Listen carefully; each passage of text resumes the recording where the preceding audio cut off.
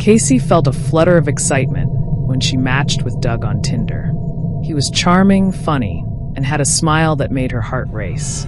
Their first date was perfect, a cozy dinner at a rustic restaurant. They talked for hours, laughter echoing around them. When he leaned in for a kiss, she felt a spark. But the second date took a turn. Doug invited her to his remote house in the woods. The place was run down, barely standing against the encroaching trees. The air was thick with a foul smell, a mix of decay and something rotting. Casey tried to ignore it as they settled on the porch, sipping cheap wine. "What's that smell?" she asked, wrinkling her nose. "Oh, it's just the old house. It's been here for ages," he replied, brushing it off with a laugh. But the laugh didn't reach his eyes. The night wore on. They played games, and the tension shifted. Doug was charming, but something felt off. He had mentioned his name was Doug, but there was a flicker of hesitation when he spoke. Casey pushed it aside. She wanted to believe in him, to believe in this connection. Eventually, they went inside. The house felt alive, creaking underfoot. Shadows danced in the corners, and every gust of wind sent chills down her spine. The smell was stronger now, more pervasive. "Want to see the basement?" Doug asked, an eager grin spreading across his face. Casey hesitated. "Isn't it a bit dark down there?" "Just a few old things. Nothing to worry about," he said. But she could hear the eagerness in his voice, the anticipation. She shook her head.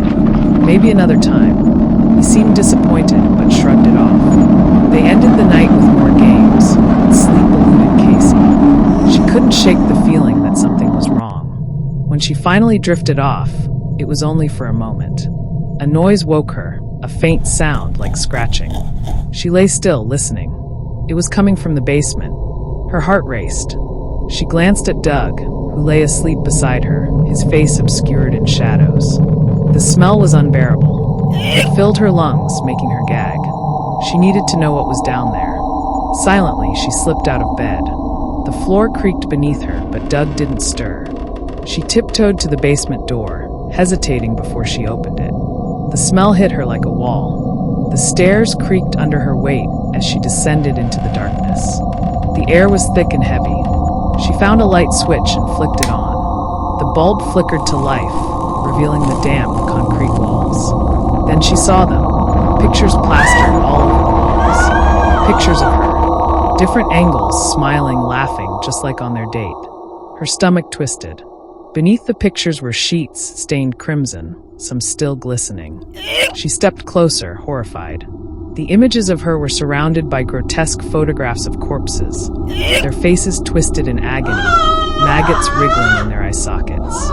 Panic surged through her. She turned to flee, but the basement door slammed shut. "Did you like my collection?" Doug's voice came from the shadows, dripping with a twisted sense of pride. Casey's heart raced. "This isn't funny, Doug," she said, her voice trembling. "It's not Doug. It's Dave. I told you, didn't I?" He stepped into the light, his smile fading. "What do you want from me?" He stepped closer, the smell of decay radiating from him. "You'll be part of my art, just like them." The realization hit her like a punch. She was next. She backed away, but he lunged forward. The last thing she heard was her own scream, swallowed by the darkness that surrounded her. In the woods, the house stood still. The wind howled, carrying the scent of decay into the night. Doug, or rather Dave, wiped the blood off his hands and smiled at the pictures on the wall. There would be more. There would always be more.